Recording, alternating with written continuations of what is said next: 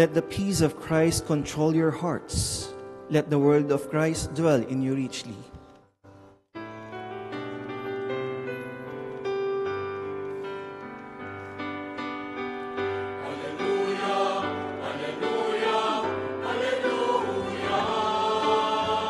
Hallelujah, hallelujah, hallelujah, hallelujah,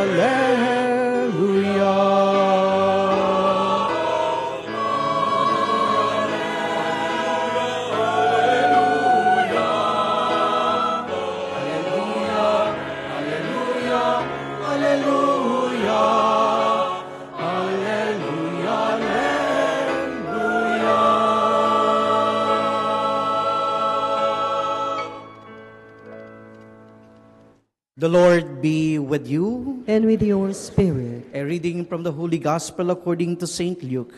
Glory to you, O Lord. At that time, the Lord appointed 72 others, whom he sent ahead of him in pairs, to every town and place he intended to visit. He said to them, "The harvest is abundant, but the laborers are few. So ask the master of the harvest to send out laborers for his harvest. Go on your way. Behold, I am sending you like lambs among wolves. Carry no money bags, no sack, no sandals, and greet no one along the way. Into whatever house you enter, first say, 'Peace to this household.' If a peaceful person lives there, your peace will rest on him. But if not, it will return to you. Stay in the same house and eat and drink what is offered to you, for the laborer deserves his payment. Do not move about from one house to another. Whatever town you enter and they welcome you, eat what is set before you, cure the sick in it, and say to them, 'The kingdom of God is at hand for you.' Whatever town you enter and they do not receive you, go out into the streets and say, 'The dust of your town that clings to our feet, even that we shake off against you.' Yet know this, the kingdom of God is at hand. I tell you, it will be more tolerable for Sodom on that day than for the town." The 72 returned rejoicing and said, "Lord, even the demons are subject to us because of your name." Jesus said, "I have observed Satan fall like lightning from the sky. Behold, I have given you power to tread upon serpents and scorpions, and upon the full force of the enemy, and nothing will harm you. Nonetheless, do not rejoice because the spirits are subject to you, but rejoice because your names are written in heaven." My dear brothers and sisters, the Gospel of the Lord. Praise to you, Lord Jesus Christ. Good evening, my dear brothers and sisters. We are now in the 14th Sunday of Ordinary Time. Our Gospel this Sunday talks about Jesus sending the 72 disciples in their missionary journey. Having read this gospel, my dear brothers and sisters, I cannot but look back on my own missionary experiences. I remember when we were in OY. OY is part of our formation, orientation year. We were sent to have a missionary exposure in Davao, particularly in Little Baguio, in Malita Province, Davao Occidental. So we were sent there to stay with the tribal people, with the tribal community of Bilaans and Tagakaulo, and some are Manobos. Those times, my dear brothers and sisters, we would walk 6 to 8 hours, no, sa mga kabundukan, no, ng Davao Oriental. So we are nearing the borders of Sarangani, Alabel, and General Santos. I cannot forget, no, what the instruction that was given to us. The instruction is, if one community offer you food, eat. Because we do not know when are we going to eat again. So if you were given food, no, eat. Because we do not know when are we going to eat again. However, my dear brothers and sisters, in our experience, we never got hungry. Every community welcomed us, took care of us, and offer us food. So hindi ka talaga magugutom. Ang kondisyon lang, kakainin mo kung ano yung iserve sa'yo. And siguro yung mga experiences ko doon ako nakakain ng sinigang na palaka, no? Adobong musang, and tapang kabayo. No? So kakaiba. No? But the thing is, whenever got hungry, we were pampered even, no, by the community. What is amazing, my dear brothers and sisters, with that experience is the work, the apostolate of the mission. In those places, the mission established tribal school, no, from preparatory to elementary. The mission put up water system and solar lights for the community. Imagine, nasa gitna kayo ng kagubatan. No? You need water and electricity. And then again, the mission put up clinics and cooperatives to uplift the life of the tribal people.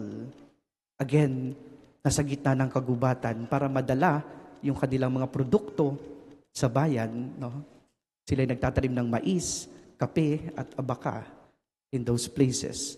So malaking tulong yung presensya ng mission. And the community is thriving. Sabi ko nga, even sila ay nasa gitna ng mga kabundukan.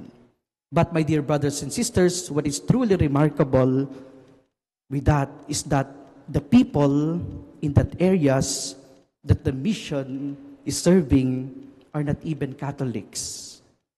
Most of them are Christians. They call them the Christohanon, no? And some have no religions at all.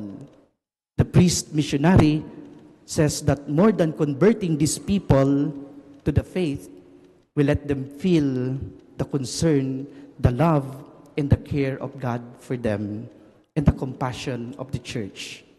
Sabi po ng missionary priest, more than just converting them to the faith, we let them feel the concern, the love, and the care of God for them, and the compassion of the church. And so in turn, they really appreciate the presence of missionaries. That experience, my dear brothers and sisters, helped me discern and cemented my decision later on to become a Catholic priest and missionary. So, kung makikita natin, we care so much for humanity. We share, serve, and love even the non-Catholics among us. We let them feel the love, the mercy, and the presence of God. We become instruments of God's compassion, care, and sympathy for them. And this is what the readings today is giving us. The first reading from the book of the prophet Isaiah shows us the love of God like a mother, the love that nourishes us, cares for us, nurses us abundantly. The second reading from the letter of St. Paul to the Galatians talks about the grace, the peace, and the mercy of God that we have received in Christ. And so, my dear brothers and sisters, when we have received this kind of love and favor from God, it is meant for us to share it to others.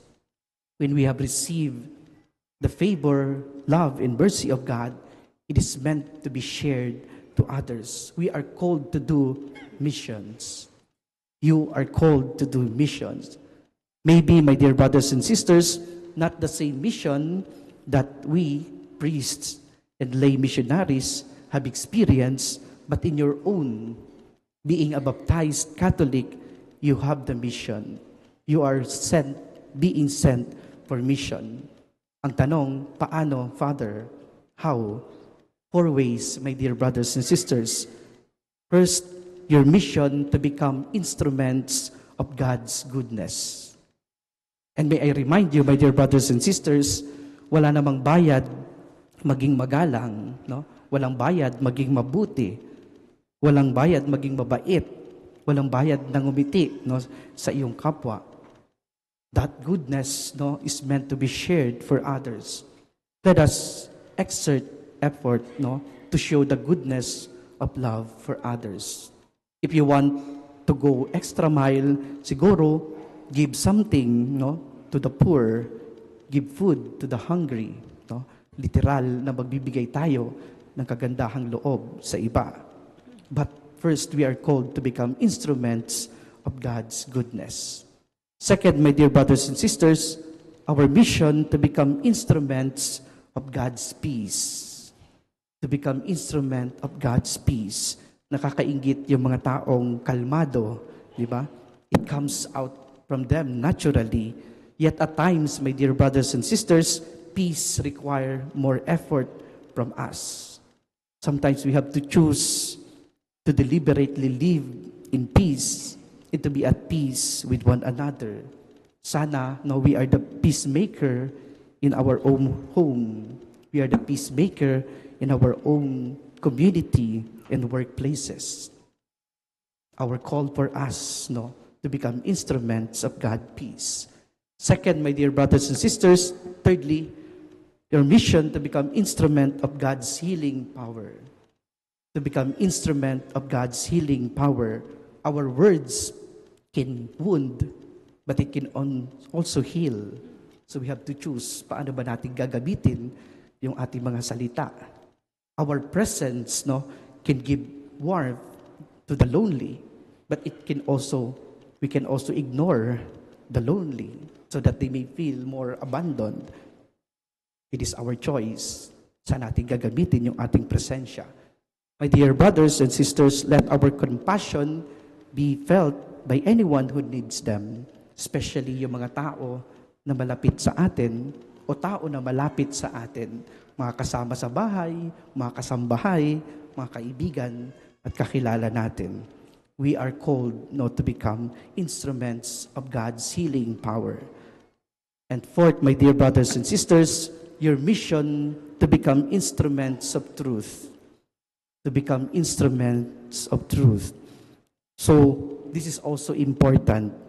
We have to teach our children the value of telling the truth and becoming also responsible for owning their mistakes. So, mahalaga na tinuturuan natin yung ating mga apo, yung ating mga anak ng pagsasabi ng totoo.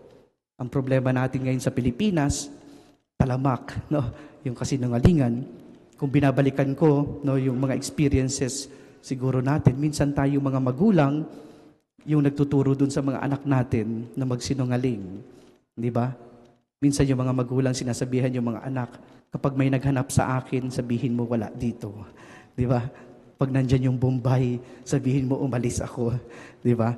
So we are the ones training them to tell lies. So my dear brothers and sisters, no, we have to teach our children to tell the truth, to speak about the truth. And mas malala sa panahon natin ngayon, our enemy, no, is not only the fake news around us, but even AI, di ba? We cannot distinguish anymore what is genuine from AI-generated videos, di ba? So yung mga kabataan, if you know what is truth, you also have to instruct your parents, no, na mga kakaunti yung alam sa gadgets. But the call for us, every one of us, is to become instruments of truth. My dear friends, my dear brothers and sisters, God has blessed us so much with His abundant love, grace, mercy, and peace. In turn, my dear brothers and sisters, He is calling us, sending us to be His missionaries, becoming instruments of His goodness, of His peace, His healing power, and His truth. And the Lord promises us great reward. What is the reward? Jesus says in our gospel today, rejoice because your name is written in heaven.